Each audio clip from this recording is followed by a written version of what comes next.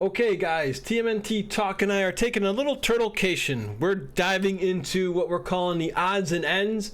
If you guys do enjoy this video, leave a comment down below on Spotify or YouTube or on either of our Twitter pages. We'd love to talk turtles with you. We're going into some really bizarre, yet just you gotta love them kind of Ninja Turtle stuff here.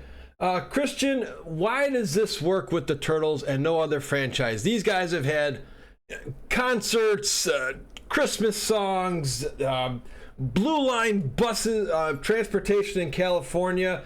They've appeared in Disney. Just why do they do this with the Turtles? Well, most of the stuff is at around 91 when the Turtles were really at the peak of their Turtle Mania, when it was really the Turtles were everything. So they put the Turtles into everything because they were like, hey, if we want to teach some kids about some important stuff like, well, transportation, uh, let's get the Turtles in because then the kids get interested in it. And yeah, it's kind of weird. As you said, it how it always works with the turtles. Just imagine, like when they would have put, I don't know, Batman into it. Like Batman will teach the kids about transportation in California. It would be kind of weird.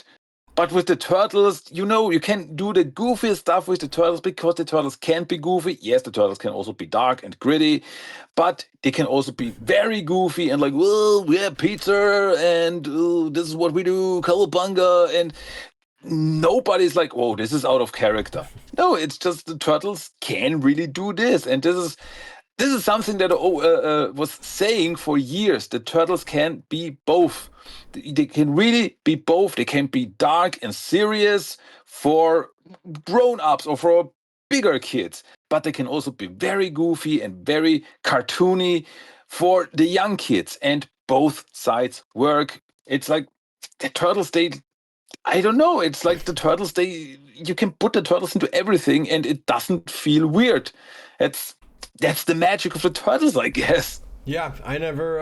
Again, and when you're a kid, you're as long. And the reason it works too, we'll get more into those soon. As it always helped when you had the original voice actors, but for now, let's get into one of the more popular ones that, again, a lot of fans, including myself, were unaware of until we were able to talk with you about this fan-made project for the Archie Adventures that we just finished here. Now, can you explain what and how the Forever War came to be in the Turtle comics for Archie? Well, I gotta give you some background there because if you may remember, there was an ad at the end of one of the normal TMNT Adventures comics that there will be a new storyline called the Forever War. And it should have started at TMNT Adventures number 71. But then the series got cancelled, and 71 and 72 were this story about the turtles, how they got their weapons. And then the series got cancelled. So this mysterious Forever War never got realized.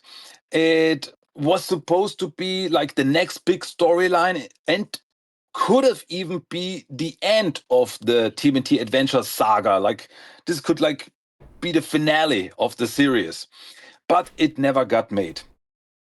Fast forward to the year 2009, when Mirage Comics suddenly came up, when Peter Laird was still working there, when they said, "Hey, remember this Forever War thing from the TMNT Adventures? We're gonna make it real now. We're gonna do this," and they advertised it and said, "Hey, 2009, it's gonna be like finally after what was it back then, like 14 years, we are going to realize the story that you all want to see from the TMNT Adventure series." Well, 2009, then Peter Laird sold the rights of the TMNT to Nickelodeon. So once again, the series got cancelled, got never realized. And yeah, I remember back then I was a very sad Turtle fan because I was really looking forward to finally see this. So in the year 2019, some fans came in and they started talking to the people behind the TMNT Adventures, like Dean Clarane and Chris Allen, and they said, "Hey, you wanted to do this story, the Forever War.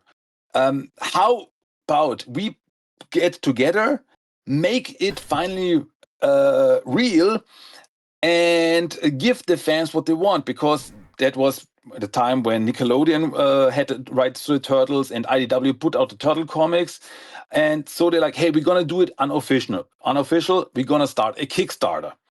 And that was in 2019.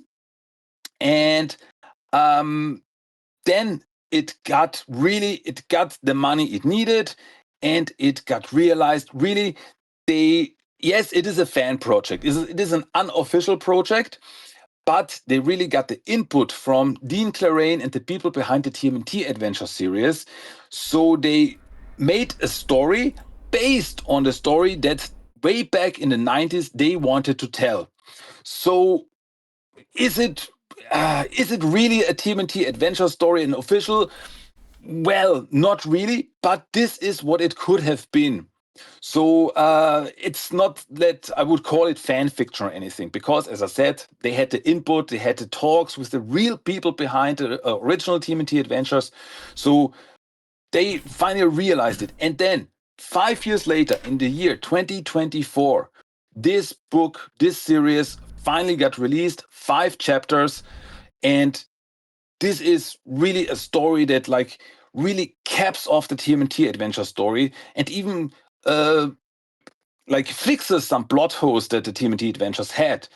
And for this, in my opinion, it really works. It really is made by fans for the fans, and it's really something special, something cool. And just to have this in your hands. Remember, it came out in 2024, so it was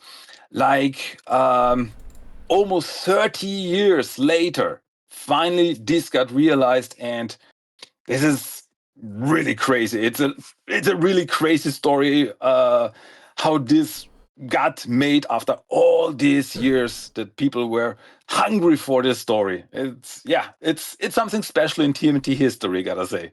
Yeah, I had no idea this until you talked about it, and I read it. Christian's going to break down these 5 issues for you guys, just because we wanted to start with this because we just finished the Archie series for you. So, like you said, Dean Clarrain, the name of the author, kind of like the Stan Lee pen name, was involved in this project for most of them. You'll see his name featured in the credits pretty much in all of these 5 issues.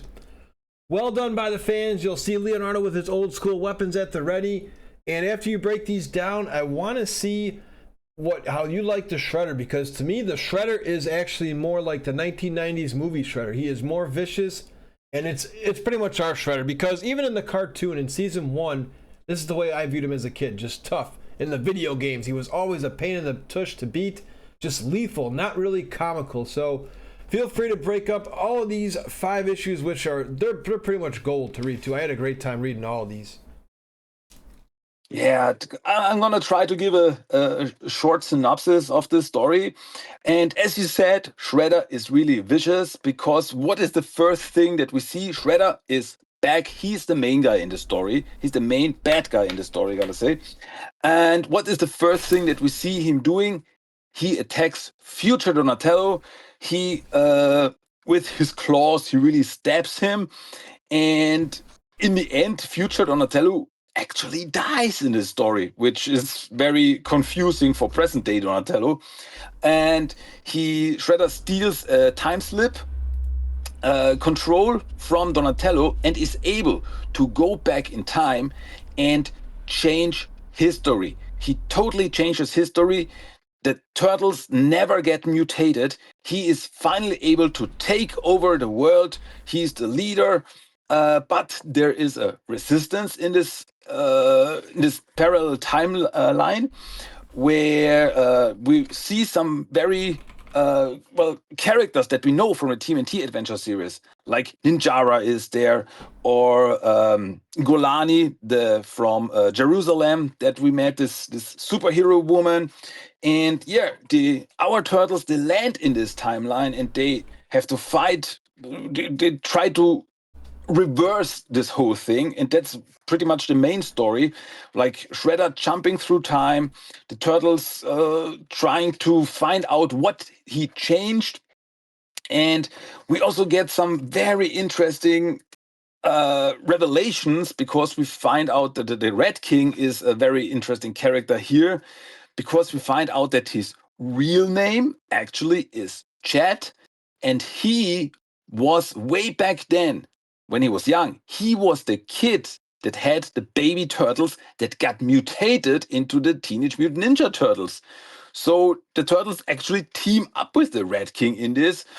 And yeah, because the Red King apparently got some mutagen on him, and that was why he can control rats and so on and so forth. And yeah, once again, we see some very well-known characters here. Like, they all come together. It really feels like a big story finale when we see all these characters, even like the Mutanimals come back.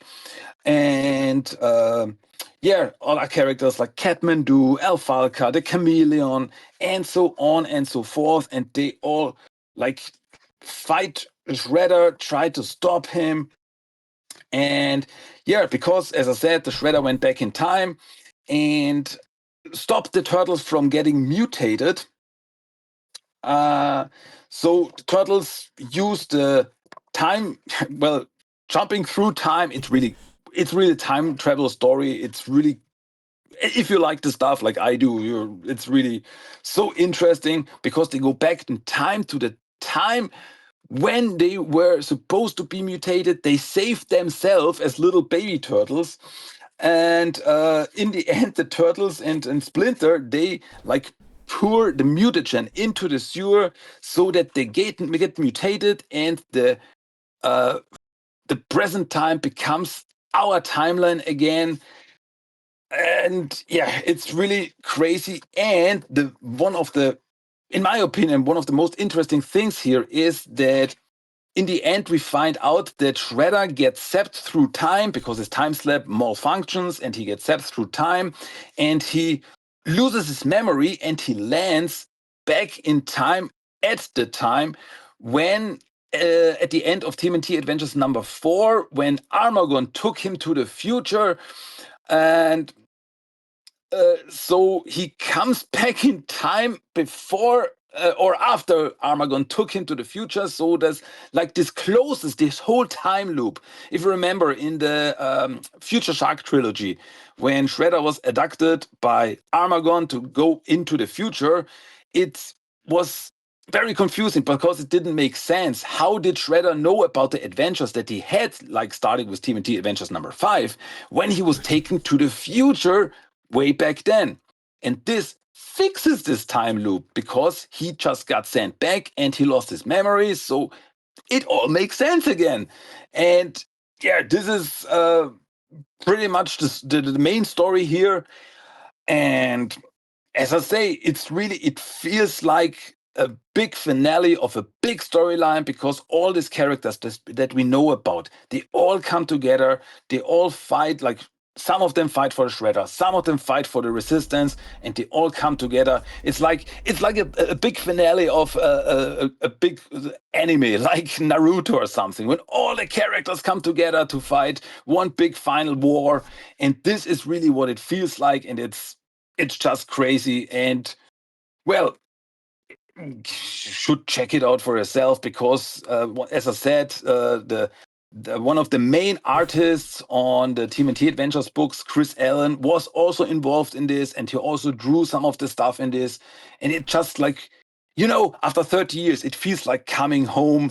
And yeah, it's just one crazy story, and it's like, this is the finale of the TMNT Adventures saga, and it works that way. And I'm really happy to have this book in my hands.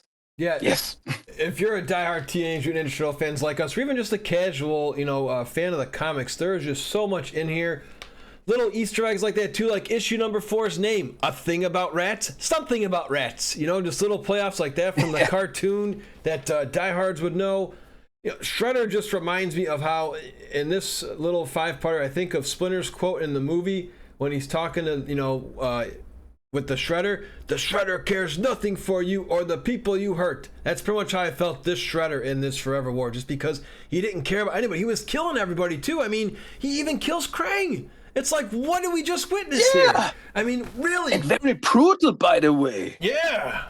So very shocking, and I just want to make sure I give the correct plug. So a big shout out to, if you guys want to check them out, Turtles Club is where you can find these guys. They are a non-for-profit group of pretty much a group of turtle fans who are trying to restore comics from Italy, just books that never got published. And again, it's always good to have more turtles in your life. And you already said this, but I'll just ask you anyways. Do you feel this is the ending that the Archie Adventures deserved? Absolutely. I gotta say absolutely, because as I said, it really feels like a big final battle. Like it really closes the time loop. And yeah, you cannot be sure if this is really the book that would have come out in the 90s. But as I said, it feels like these people came together to create something for the fans. Like, hey, you've waited 30 years for the story. We're gonna deliver a story that was worth the wait. And in this regards, I gotta say, it really works. This is a finale. It feels like a finale, and I'm really happy for this. And it's really, really cool. Yeah. Website again, guys, is turtlesclub.net. If you guys want to check it out and get a copy for yourself, there's loads of good stuff up there. Coming up next, another series that me and Christian are huge fans of, the 2012 show. There was one little part that I forgot to mention in one of the shows, and it is called, I believe, Blast from the Past. Is that the name of the one with the little turtles? Yes, it's Half Shell Heroes, which was the title of these action figures that they made for little kids with turtles, and the title of the video of the DVD is Blast from the Past. Yep, that's the one. So feel free to share the Easter eggs here. This one is great. It's just pretty much, it's you're close to my age. If you remember the cartoon that played off Scooby-Doo, a pup named Scooby-Doo, I kind of thought like that little vibe, because they were like little kids with the little, higher pitched voices. And this one worked too. I mean, you even get Tiger Claw, Bebop, and Rocksteady. Feel free to share what happens in this. Yeah, this was a fun little special during the 2012 era, where it is drawn in 2D style, and we have like this.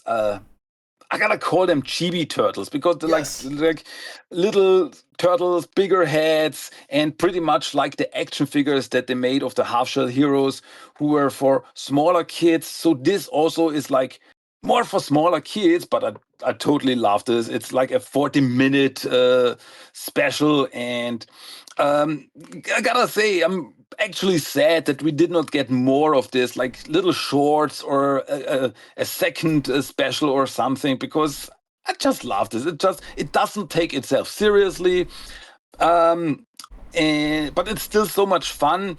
And yeah, the turtles in the story, they get zapped through time because of some accident with some energy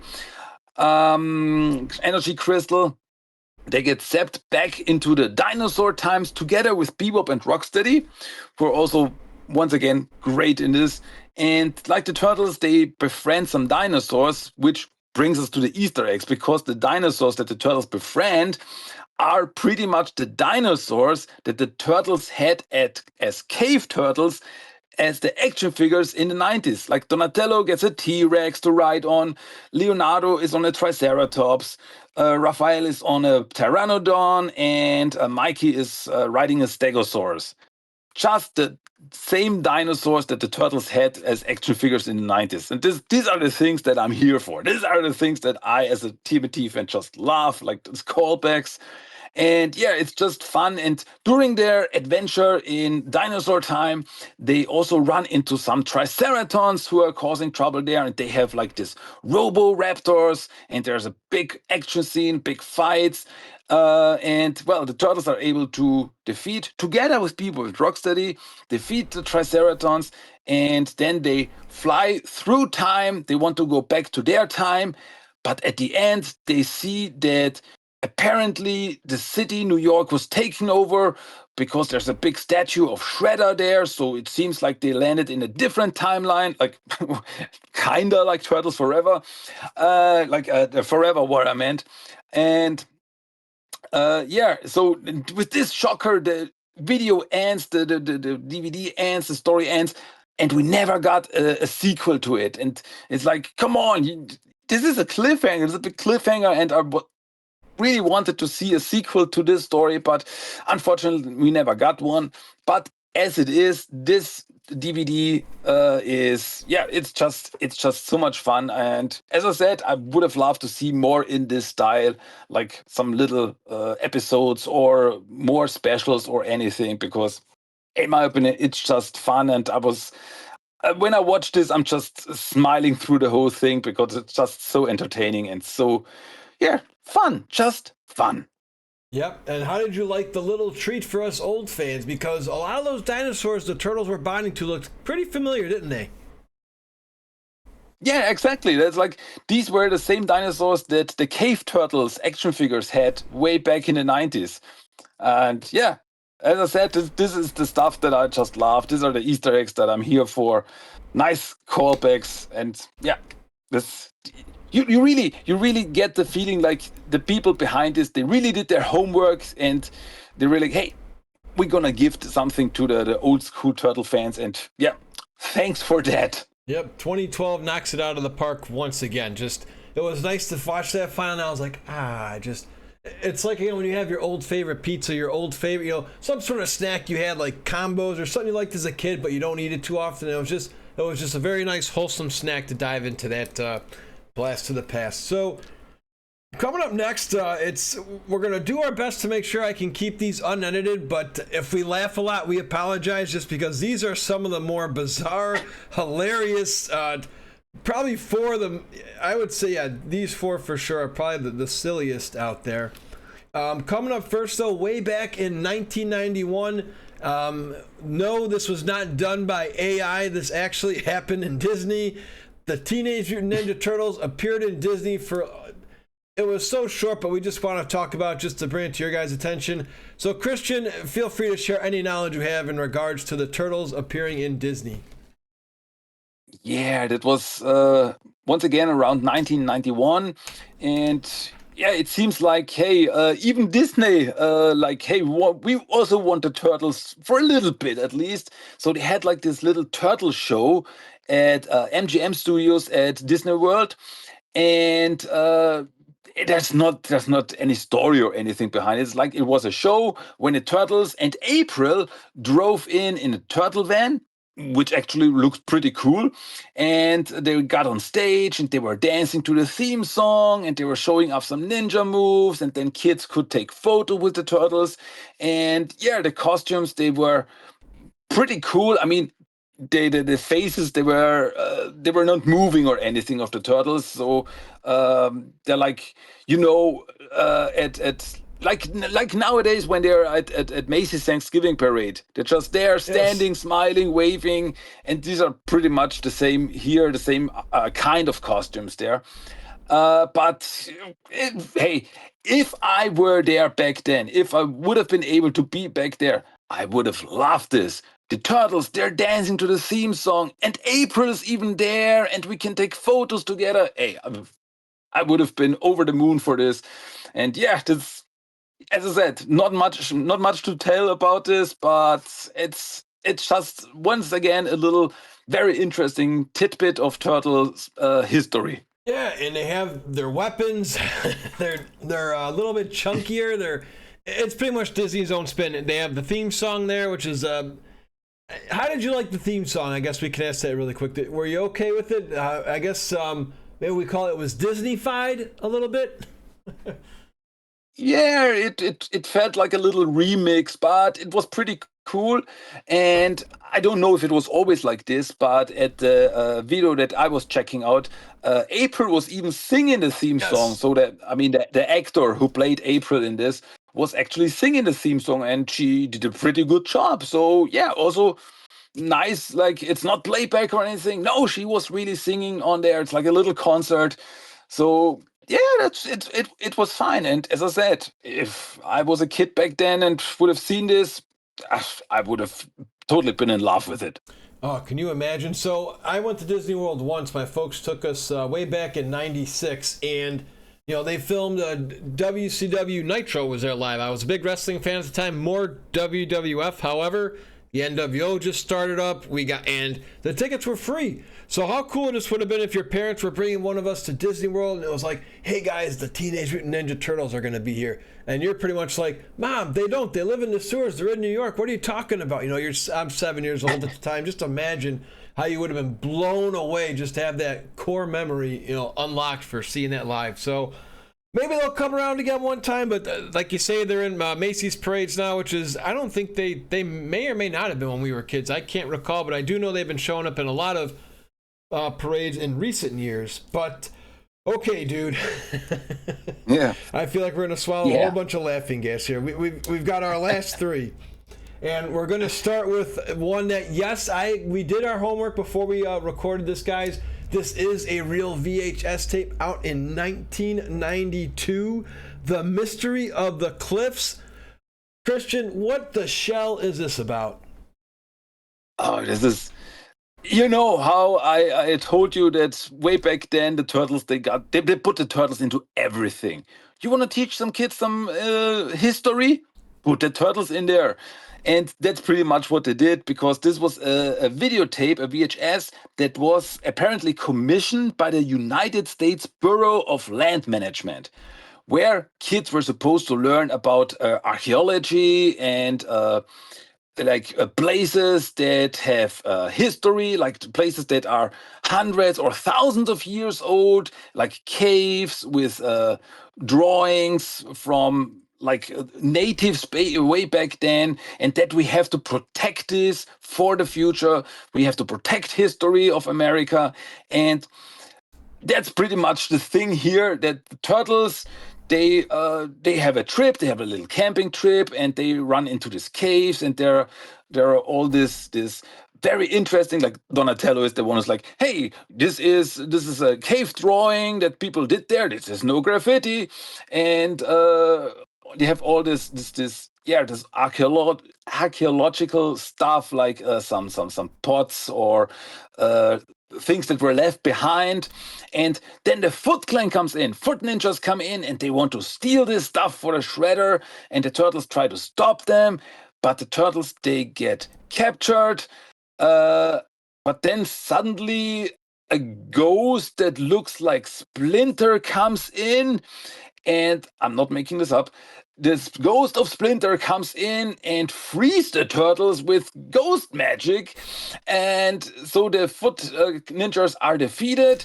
And in the end, Splinter comes to the campsite, and the turtle's like, hey, you saved us back then. It wasn't like, no, that was probably an ancestor of mine. Wait a minute. So the ancestors of Splinter were also rats. They were also rat mutants. We didn't know this. I don't know if you do it, but no. I did not. So so they came from Japan to America as rats, and that's Splinter's whole story, and it's so weird. And I mean, this is such a crazy mix here, because the turtles, it's a live action video, and the turtles, they are wearing their coming out of the shells costumes. The turtles and Splinter have the 87 voices, and they have the 90s movie score in the background. So it's like a wild mix of turtle media, and it's so special. It's like this video that they put out to get kids interested in the history of America, and for this, it's weird. The whole story is just weird, but it's fun. It's funny.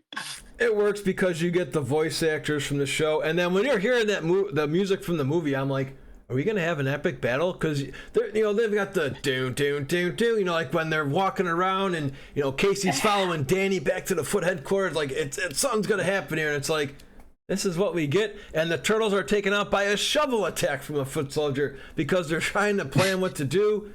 I will say, Raphael, to me, I want to say, I hope I can get Rob Paulson on the show one day, because I actually think he enjoyed doing this, because if you actually try to make this like a legit, real thing, he's got the sarcasm down a lot more here than he did in the show. And he was almost a little more of the movie vibe because he's the one who gets captured on his own. He's like, I'm going to go on my own, guys. So you get that. And of course, what did you think about the campfire song? Because that always sticks out to me, too. Oh, boy.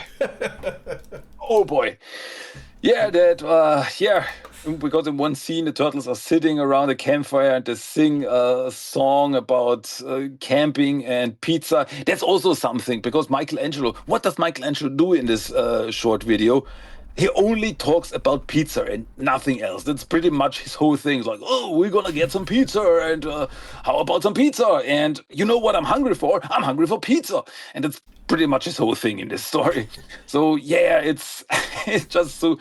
And didn't they play even the campfire song at the end over the credits again?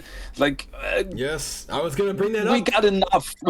Yeah, well, for all those MCU fans, what's the ending credit scene? You do get one here, and Donatello is going to talk to you for a while. So anybody who was a fan of Donatello or Barry Gordon back in the day, to keep the tape running, because you'll get a little bit more info there. So yeah, I thought that was a nice little bonus. But yeah, it was funny how they were replaying the old footage. And for those who are unaware, this is just a very quick, maybe 15-minute VHS tape with about 5 minutes of recap with Donatello plugging. So this is where Christian and I are very thankful to live with YouTube, because not only did we get to watch this, because I didn't know where the heck this VHS tape would exist. I had the Coming Out of Their Shells VHS tape, but I never was able to get Getting Down in Your Town, which we talked about in the previous episode. If you guys want to check that out on Shellonomics, subscribe to us on YouTube, check us out on Spotify. But the more bizarre one is this one that we talked about, public safety with the Blue Line. Once again, we get the OG voice actors. We get a very cute lady who plays April O'Neil, and some guy called what was his name again? This Gridlock, I think was his name, right? Yeah, Gridlock. Yeah. That was a good trivia question for you hardcore turtle fans. Oh boy, feel free to explain what in the world happens in this 10-minute spiel. Yeah, this is Operation Blue Line, which once again the turtles get put in there to teach the kids about a new transportation system called the Blue Line. That's it's out there in Southern California, and the turtles, they teach kids about, like, hey, use the train or use the bus, and it's cool to do so. So yeah, it's pretty much a promo video for this new transportation line. And yeah, the turtles, as you said, the turtles, they have the 87, the classic voices, but the costumes, they look like they were just modeled after the classic action figures, and that's pretty much it. Because there's no face movement, there are no mouth movements, they're just have this weird half grin all the time. But nobody is talking about, like, hey, these are the turtles. And as you said, like, April is very happy with the turtles in this. And this one scene where turtles go off, like, yeah, we gotta save we're gonna save the Blue Line, and April is like, my heroes. Like, okay, April, relax. Yeah, but there's a story where this bad guy, and hey, come on, Gridlock. He's the biggest, baddest bad guy that the turtles ever fought. Forget Shredder, forget Krang. Gridlock, he's the real bad guy, and he's like having this Gloomsday device, which is like this device that he uses so that every information about the Blue Line disappears. Like, he makes newspapers disappear, radios, TVs, so nobody will ever learn about the Blue Line, and they will all use their cars and pollute the city, and that makes Gridlock very happy. Okay. And yeah, so the turtles, they confront him, and his machine backfires, and he gets disintegrated in the end.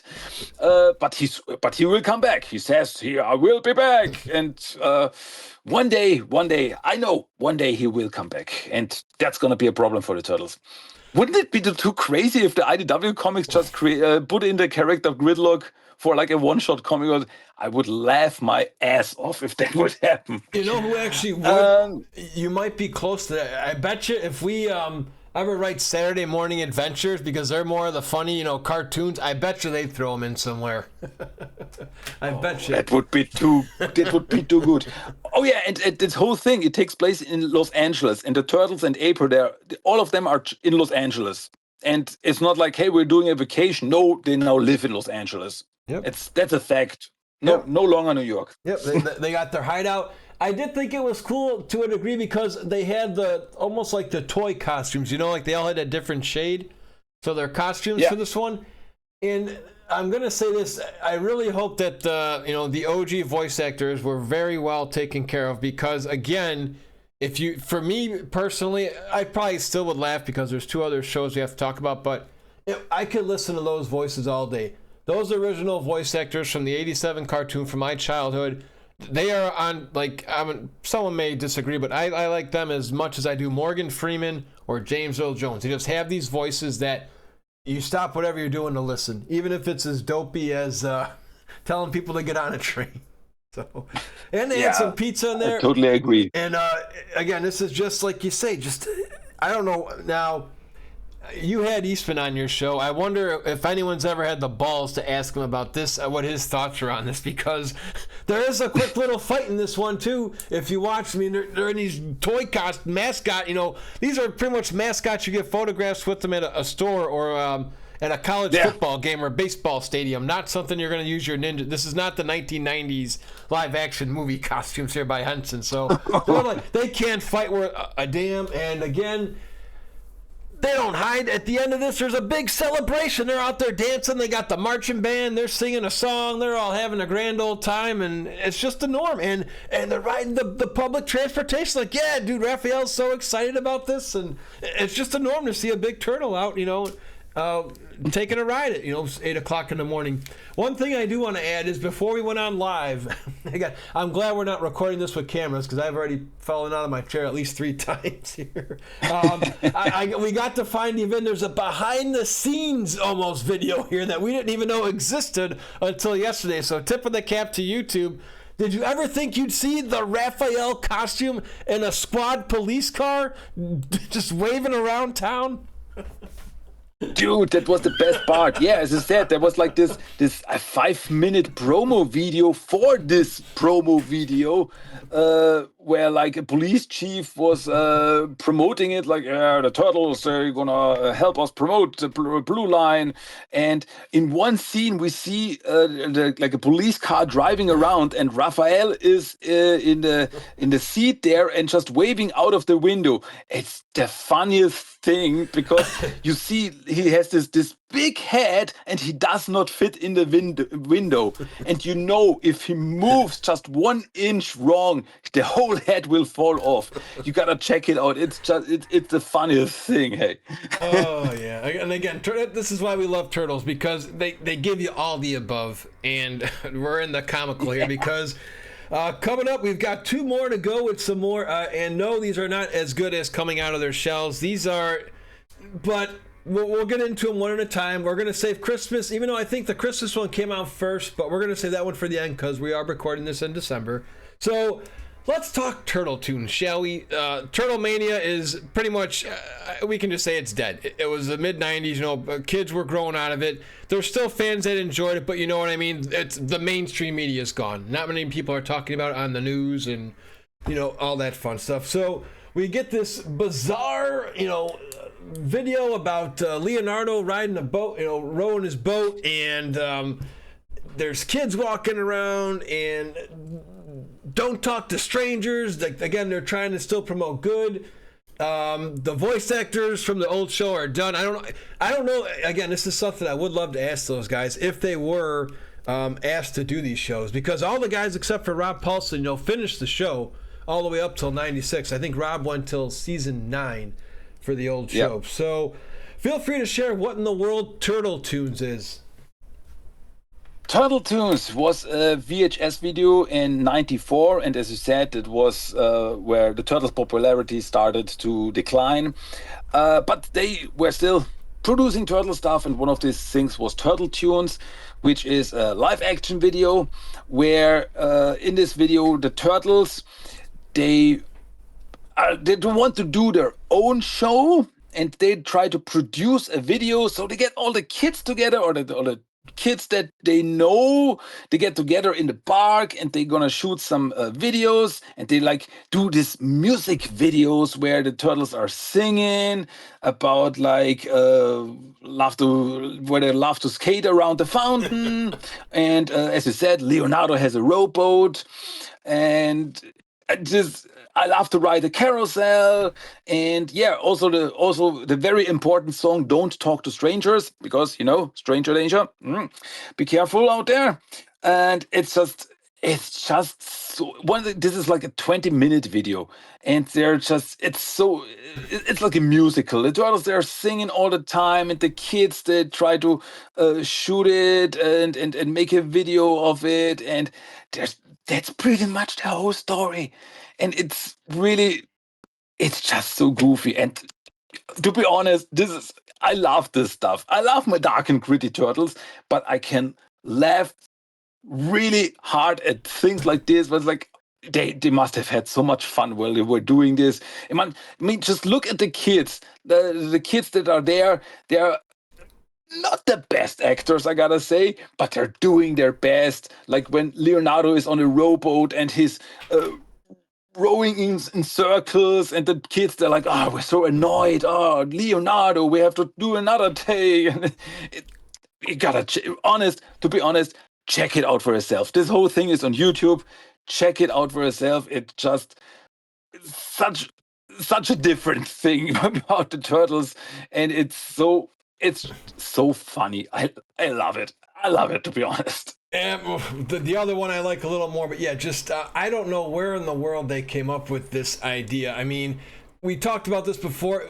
We grew up with these guys, and it was always cool to see the Archie, you know what I mean, like them, like how you were saying, just evolve. And they went from being tough dudes to just stamp turtles on it, it'll be okay. Somebody's gonna like this. So we're almost 10, 11 years old, I think, when this came out, right? This came out in 1994, I believe. So yeah, I'm 10 years old. I don't know what in the world this is. What's funny is actually, I believe my cousin had this one because my aunt was really big into singing tapes. Like if you remember the We Sing videos and We Sing Park, and there was Grandpa's Magical Toy Chest and all those ones. So he had this, but at the time, I don't think they had a VCR. Either had the box or the tape, and they didn't really have a VCR that was working around that. So I knew of its existence. I didn't know what the heck it was. I thought it was going to be more coming out of their Shells tour. What's funny is, though, how did you like the intro to this? We're the Turtles. Did you enjoy that song? Because it's in both tapes. Yeah, it's like the intro song to the second tape that we're going to talk about later, too. And it's not a bad song. It's got a cool tune, and it's like, it's an intro, like we're the turtles and we're coming around. It's like, okay, let's get into the groove. Then we see the turtles, and they kind of remind you of the coming out of the shells turtles. They're not the best costumes, but also not the worst costumes. Like, some kind of low budget animatronics. It's fine. It's cool, but it's not no Jim Henson costumes, but it's okay. I wonder what I'd love to have someone from that show on one of our shows, or maybe our good friend Brian Van Hooker from Turtle Checks already had anybody on, because I'm curious to know what the budget was and how much those costumes did cost. Because, like you say, they weren't the worst. They were definitely not the best. But for what they wanted to do, you recognize them. They had different color headbands. Voice actors were okay. We're going to talk. I think the voice actors, I can't. I think they're both in the same. They're both in both videos, because there is a spot we're going to talk about in Turtle Christmas that I liked with the Leonardo voice actor. If you stick around for that spot with the ending credits scene. But yeah, they're talking, don't talk to strangers. They're picking up trash. Unfortunately for Leonardo fans, he just don't got what it takes, I guess, to be an actor, because it took him well over 100 takes, and he can't even row a boat. The man can wield katanas, take down, crime leaders and drug lords and train with his own ninja master, meditate like no other. He just can't row a boat. So, yeah. Oh boy. Well, that's enough for that one. And here comes our main event. This tape here is very special to me because I've been doing YouTube and Twitch now for 4 years. And anytime Christmas comes around, there's a lot of people that you and I both know in the content creating industry. They all love doing reaction videos. And I tell everybody, this is the one that you have to do in December. Even if you don't know anything about Ninja Turtles, you just have to watch this to see it for yourself. No disrespect to the people who worked on this, but this is one of the top 5 funniest videos I've seen in my life. And I've seen a lot of comedies. I've seen Three Stooges. I've seen loads of Jim Carrey comedies. My favorite comedy of all time is Kung Pao Enter the Fist, just because of how slapsticky that is. But, oh my God. Even my brother to this day will still walk up to me and say, and a pizza with pepperoni. So the songs are catchy enough that you remember them. I mean, so this is the Christmas gift that me and Christian, I guess, never knew, never wanted, or never got, but always maybe deep down, it was the one we wanted, because we never got this in the cartoon realm. We never got this for the 87 cartoon. We got Easter, no Christmas. This was our Christmas. Feel free to talk us about We Wish You a Turtles Christmas. Wow, dude. We wish you a turtle Christmas. Maybe it's not the Christmas special that we always wanted, but it's, I don't know, maybe it's the Christmas special we deserve. Mm-hmm. And it's a classic. To be honest, this is a classic. I watch this every Christmas with my family. If they want to or not, this must go. It's just so fun, so much fun. And I mean, it's like around my house, you cannot sing "We Wish You a Merry Christmas." No, we always sing "We Wish You a Turtle Christmas," and that's how it should be. And yeah, it's the same. These are the same turtles from the Turtle Tunes video. And as you said, this is one where this video, you can react to it so good. Every scene is comedy gold. And like the turtles, they have this, it's Christmas time, and the turtles find out like, oh no, we forgot to give Splinter a present. So they go out at the last minute to get Splinter a present. And they also, once again, they meet some kids, and they take the kids with them to the Turtles Lair, because the Turtles Lair is no more secret. Like, everybody can visit the Turtles at the Turtles Lair. It's no problemo. And then we have like the 12 days of Christmas where Splinter gets all the presents. And oh boy, I don't know what he needs a framed pizza for. I don't know why he needs 12 April O'Neil autographs. And I don't know... 4 or 5 manhole covers, but he gets it. He gets it, and Splinter's very happy, and then they all come together and sing "We Wish You a Turtle Christmas" together. And the funniest, I mean, you can really dissect this whole thing, and it's there's not one bit in this thing where it's like this makes sense. None of it makes sense. I just gotta remind you on the scene where Michelangelo starts singing "Oh Little City of New York," when Raphael says, "Oh no, he's turning into that opera guy again." Like, that happens every second episode or something. This never happened before, that Michelangelo starts singing opera. But hey, it's happening again.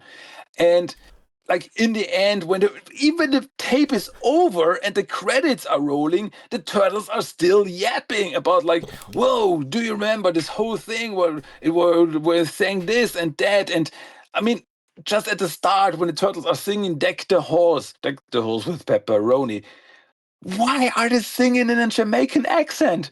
It doesn't make any sense. None of this makes any sense. But that's what makes it so special and so much freaking fun. This is the best of the best, in my opinion. This is the craziest, goofiest TMNT videotape ever, and I love every moment of it. And as I said, every Christmas we sit down and we watch this because it's tradition in my house. That's how it should be. Watched We Wish You a Turtle Christmas. It's on YouTube. Check it out if you haven't. You're gonna love it. Yep. I had this one as a VHS tape because I didn't have it in the beginning. This is before, I want to say it was 2003 when they started releasing the cartoons on DVD, because I had to collect all the VHS tapes I could. And I'm like, what is this one? So, it was, like I said, my cousin had Turtle Tunes, but I did buy this one. And oh my God, as Christian mentioned earlier, Leonardo just goes off in a Jamaican accent, and if you stick around to the end of the video, he even talks about that and says, how'd you guys like my Jamaican accent? He's even making fun of himself in the same video. I mean, the lyrics go all over the place. They're talking about Deck the Halls, and then no bebop, no rock steady, Merry Christmas to the Shredder, and the music just stops, and it's like, fa la la la la, just, I am...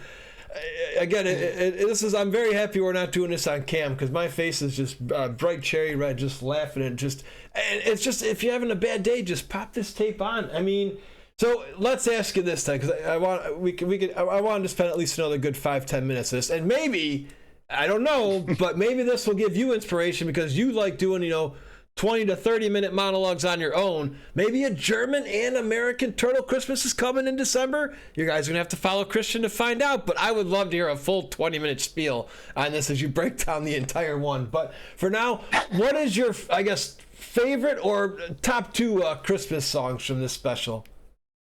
I know you like all of them, if you had to just pick 2. To be honest, I like 12 Days of Christmas. I like the lyrics in that one, but also the rap. I don't know. It got something. Yes. Like, yeah, the turtles like with the hands doing like the clapping each other. It's just weird. And yeah, but 12 Days of Christmas, I think that's my jam. That's really, and of course, We Wish You a Turtle Christmas is also, it really, as I said, around my house, we sing We Wish You a Turtle Christmas. We don't sing We Wish You a Merry Christmas. No, we sing We Wish You a Turtle Christmas, because that's how it should be. And it just, this really, it gets stuck. Listen to it, watch it, it gets stuck in your head, and these songs won't leave you for the next few days, if you want to or not. But yeah, I think that's 12 Days of Christmas. It's like, yeah, that's my jam. And again, if you think about it, it's similar to coming out of their shells too, Christian, because they try to touch base with everything. They go to rap songs, they go to old Christmas carols, opera music. They try to click on all cylinders here. And I wonder if the gentleman who did sing rap ended up singing other songs, because his lyrics aren't that bad. He's got, they got like the 90s hip hop, you can bop your head, like with the record, like the DJ would do back in the day. It's so gold, just because not only are the reaction videos great, but I mean, I believe Nerd Critic or somebody, like one of the bigger YouTubes, has their own video on this, and it gets funnier every time because everybody has their own take of this, and they're all done in a great comedic way. Another favorite spot that makes no sense is when Michelangelo is singing the opera. I even told my buddy when he was watching this to do his own reaction video. Raphael goes to take the Santa Claus's bell, he rings it and then gives it back. Why would he just go over there and ring the bell and walk away? Is there any explanation you have for that? Hey, it works. You really try to explain something in We Wish You a Turtle Christmas. It's not gonna work. I mean, there's like also like when Mikey is singing opera, they're like the turtles that try to lift him up and go off with Mikey, like to make him stop, and they can't lift him, and they're like, okay, no, that's not gonna work. And it's not like, okay, maybe we should do another take. No, they're gonna leave this in the video. Yep. It's just fantastic. Everything. And the kids, I mean, do they have moms and dads that they're banging on garbage cans for the songs? They're at the turtle's house for Christmas morning. Like, are these Christmas homeless? Eve? Yeah. I mean, they have no one to celebrate with. They're hanging out in the streets. They push a kid. I'm drawing a quick blank, but I know I don't want to go back. Don't they push a kid like off the stairs or something with like rollerblades, right, or something? Yeah. Exactly. Like some of the kids, they're driving around on the rollerblades, and like one of the turtles just push him out of out of the picture. Oh God, yeah. Just this is just one of the few that I highly encourage everyone to watch, because it's one of those where it's just so bad it's too funny not to watch, because you will literally piss your pants laughing, as long as you have a good sense of humor. Now I know there's fans out there, like, this is another question I would like. We already talked about, what Eastman and Laird thought of the Blue Line. Peter Laird just probably wanted to, just because he's very passionate about his Turtles, and I respect that. I don't know if I would like somebody taking an idea I had and making it this. It works for us fans though, because we're, again, just, and it's that's pretty cool. You actually just start singing "We Wish You a Turtle Christmas." I love that you guys have this as your Christmas tradition. Because as much as I love the 2003 TV show and that comic, is this your favorite? I guess that'll be the question I ask as we start slowly bringing this episode in for a landing. Is this your favorite Turtles Christmas incarnation with all of them? Even in the Saturday Morning Adventures, you get like a ShredderCon Christmas. Is Turtle Christmas number one for you? I gotta say yes. As you say, like the Michelangelo comic special or the 2003 episode, they are great. They really have the Christmas spirit and everything. It's fantastic. But if you want to come together with a family and just laugh together as a family, then you gotta check out We Wish You a Turtle Christmas. And this is when I think about Turtles and when I think about Christmas, this is the first thing that comes to my mind. Not the comic, not the TV show. We Wish You a Turtle Christmas. That's Christmas for me. It's not Christmas until We Wish You a Turtle Christmas is shown on TV, in my opinion. Yep. Even the Gotta Give for Splinter. I hate Shopping in the Winter. Just the lyrics in all these songs. Like Christian already said, you can't even try to fathom to explain this to somebody, let alone try to get the lyrics in your head. It just works. Like anything in Turtles, for some reason, it works. If you try to pinpoint and just try to find the meaning behind these lyrics, just none of it makes any sense. And that goes for our Turtle tunes as well. Coming out of their shells, they sang those with a lot of heart and a lot of soul. Skipping Stones, Walk Straight, good beats with Saying No to Drugs. Even Pizza Power and Cowabunga, they had good. Yeah. You don't have to get stoned, drink drugs, do alcohol. Just sit back with your regular self, have a cup of hot chocolate. Be sure to keep it 20, a good portion away from you, because you're going to spit it up as you watch this. It's just too funny not to watch. But that is going to conclude our episode here of the Ninja Turtles Odds and Ends. Christian, we know you love comics. I don't know if you've broken down any of these yet, one-on-one on your channel, but I know you got a lot of good comic stuff, and any behind the scenes you want to share with us, because I'll put this out before the week ends for your channel in December. I just in the English episodes on TMNT, the talk, I try to keep up with the current comics, but on the German episodes, I'm little spoiler. This week I'm gonna start the third season of the 2003 cartoon. Nice. And you know that in the third season there is the Christmas episode. So maybe, fingers crossed, I will be able to bring out the Christmas episode, so the episode talking about the Christmas episode in around Christmas. So maybe that will work out. We will see. It would just be perfect. We will see. We will see. Fingers crossed. Yeah, and that was a good one to talk. I was so happy because that one, I think, was released in the States on either Christmas Eve or Christmas Day. So I actually got to watch it for the first time, aired either on one of those days too. It's a very, very good episode, and it's just like the comic, and it's Mikey, and you even get a cowabunga in that show. So it'll be really cool to hear your take on that in a full 30 minutes. But that's gonna do it, my friend. Until next time, my dude.